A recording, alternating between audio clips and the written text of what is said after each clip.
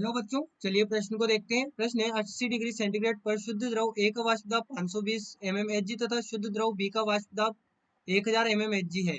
यदि A तथा B का मिश्रण 80 डिग्री सेंटीग्रेड तथा एक वायुमंडल दाब पर उबलता है, तब मिश्रण A की मात्रा एक वायुमंडल दाब बराबर 760 mmHg है। तो देखिए बच्चों, यहाँ पर हमें चार विकल्प दिए गए हैं। विकल्प ए 52 मोल परसेंट, विकल्प बी 34 मोल परसेंट, विकल्प सी 48 मोल परसेंट और विकल्प डी 50 मोल परसेंट। तो देखिए यहाँ पर बात करें प्रश्न की मुख्य अवधारणा, तो देखिए हमारे पास में जो यहाँ पर सूत्र होता है पी मिश्रण, या पी कुल बराबर P A X A plus P B X B. ये हमारे पास में सूत्र होता है, जहां पर पी ए हमारे पास में होगा शुद्ध ए का वाष्प दाब, शुद्ध द्रव ए का वाष्प दाब, और पी बी हमारे पास में होगा शुद्ध द्रव बी का वाष्प दाब, शुद्ध द्रव बी का वाष्प दाब।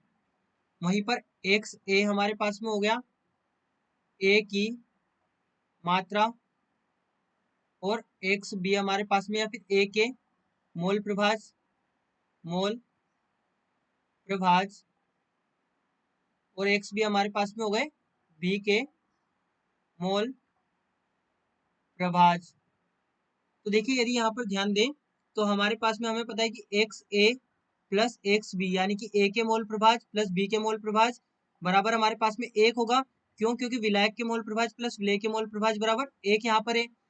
अब देखिए यहाँ से हम क्या लिख सकते हैं, यहाँ से हम लिख सकते हैं एक्स बी बराबर 1 माइनस एक्स ए, 1 माइनस एक्स ए हम यहाँ पर लिख सकते हैं। तो यहाँ से जब इसको हल करेंगे तो पी कुल, अब पी कुल की बात करें तो पी टोटल हमें कितना दिया है, एक वायुमंडल दाब, और एक वायुमंडल दाब कितना होता है 760 mmHg।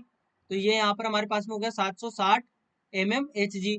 और पी ए कितना दिया है हमें, पी ए दिया है 520 mmHg, ये हो गया 520 x A, plus P B कितना दिया है, तो पी बी दिया है 1000 mmHg। तो यहाँ पर हम लिखेंगे 1000 इंटू एक्स बी, ये हमारे पास में हो गया। तो यहाँ से देखिए हम लिख सकते हैं 760 बराबर 520 एक्स ए प्लस 1000। अब एक्स बी को हम क्या लिख सकते हैं, एक्स बी को हम लिख सकते हैं वन माइनस एक्स ए।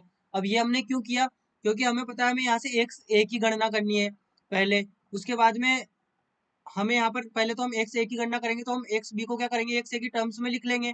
तो हमने यहाँ पर वही किया है। तो ये हमारे पास में इस प्रकार समीकरण प्राप्त हुई। अब इसको हल करेंगे तो ये हमारे पास में होगा 760 बराबर 520 एक्स ए प्लस 1000 माइनस 1000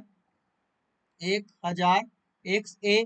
तो यहाँ पर 1000 एक्स है, यहाँ पर माइनस किसको क्या है 520 को, तो यहाँ पर हम लिखते हैं 760 बराबर 480, यहाँ पर ये माइनस में होगा, ये होगा 1000 माइनस 480 एक्स ए।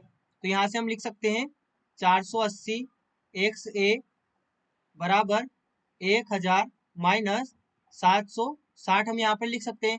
तो हमारे पास में यहाँ पर क्या होगा, ये होगा एक्स ए बराबर 240 बटे 480, यानी कि होगा 1/2, 1/2 यहाँ पर ही होगा। यानी कि ये क्या हो गया, ये हो गया 50 मोल, 50 मोल प्रतिशत, क्योंकि हाफ कितना होता है, हाफ हमें पता है 50% ही होगा, तो 50 मोल प्रतिशत।